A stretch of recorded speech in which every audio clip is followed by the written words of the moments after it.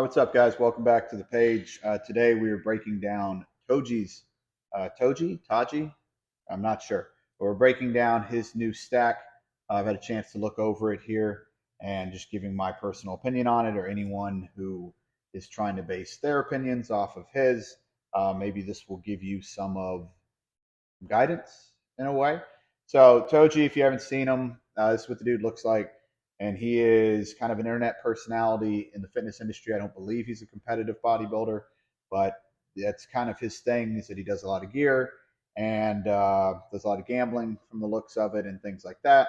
And he's more of an internet personality than anything else. But he shared his most recent stack. So we're going to get into that, break it down. If you are a kid who is trying to base your stack off of his, maybe we can give you some advice on that as well. Before we get started, I appreciate all the support. This channel is really blown up. It's gotten a lot bigger out of nowhere, though we're still growing. So hit that like button, comment if you have any questions or at all, and subscribe, guys. Really appreciate the support so I can keep sharing this kind of informational content with you and stuff that I've learned over my many years in bodybuilding, myself, and coaching. So subscribe, like, comment. If you have any questions, also pandaSubs.com just released 2 new products here. Fantastic pre-workouts. Use code DMFIT at pandaSubs.com. Save yourself 20% off. All right, let's get this out of here. Damn, it's beautiful. Those are some cool bottles. Well, let's break down his stack. So first off, he starts with 900 tests, which is okay. It's a little high, but then he digs into 900 EQ. I'm assuming this is a bulking stack. That is same thing. It's a little high, and generally, I mean this in the nicest way possible. He's just not that big of a dude to be quite running these kind of numbers. General advice that I would give anybody is to run as low as possible before running the numbers up, because if you start low and you've got your diet right dialed in, you've got your training dialed in, you've got everything else dialed in, then when you hit a roadblock, there's so many things you can do before you start to up your dosages.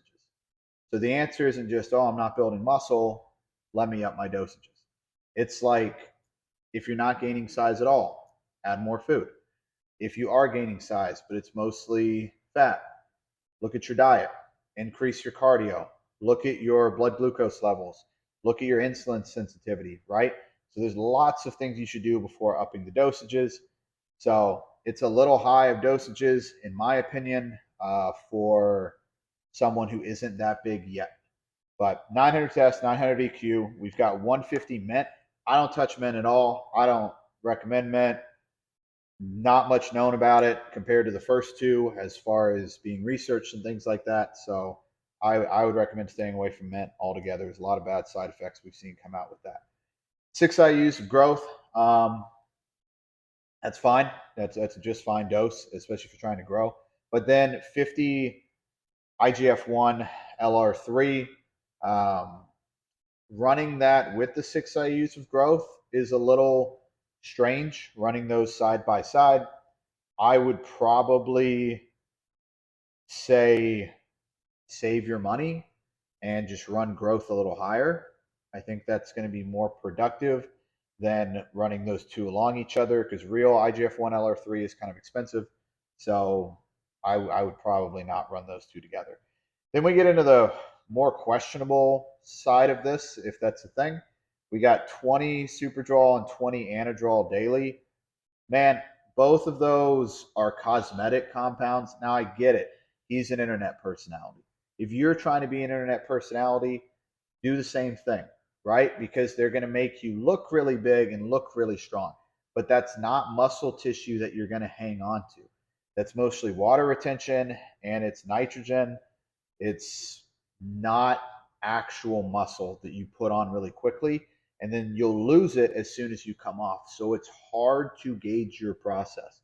When you're bulking, you want to be gaining a certain amount of weight every week or every 2 weeks. If you're taking things like Superdrol and Anadrol, you're going to put on a lot of weight really fast, then you're going to kind of plateau, and then when you come off of them, you're going to drop weight even though you're bulking. So it makes it very hard to gauge if your bulk is going correctly when you're running those compounds. They're also both very liver toxic. They're both very hard on the body. I don't think they're necessary unless you're an internet personality, in which case, you know, go ahead and do that as well. But both of those are going to be slightly questionable. We have 200 glutathione as well. 200 glutathione, that's great. If you haven't checked out injectable glutathione, I absolutely would. Really good for a lot of different parts of your body: kidneys, liver, digestive health, brain health, helps all of that. And then we have two here. We have the Tell Me and we have the Baby Aspirin. Both of those for his blood pressure. I've seen a couple videos where he talks about his blood pressure being high. It's always high. At his age and his size, we're going to go back to the same thing that we started with. At his age and his size, I would recommend downing the dosages if you're having trouble with blood pressure, or upping your cardio seems to help a lot. It's just really early in the process to be taking blood pressure medicine or things to lower your blood pressure just because, right? So something like lowering the test, lowering the EQ, dropping the anadrol altogether. Anadrol is going to skyrocket your blood pressure. Same thing with Superdrol. So dropping the Superdrol and anadrol can probably bring his blood pressure down on its own. So running those two, which I've already discussed, are really unnecessary compounds, alongside and blood pressure medicine or things that you're trying to help regulate your blood pressure, it's just unnecessarily risky.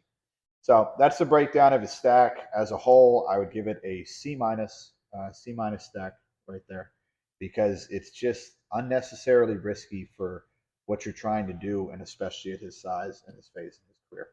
If you have any questions, leave a comment. If you have any comments, leave a comment. Be happy to discuss any of it with you and hear your input as well. And have a great afternoon.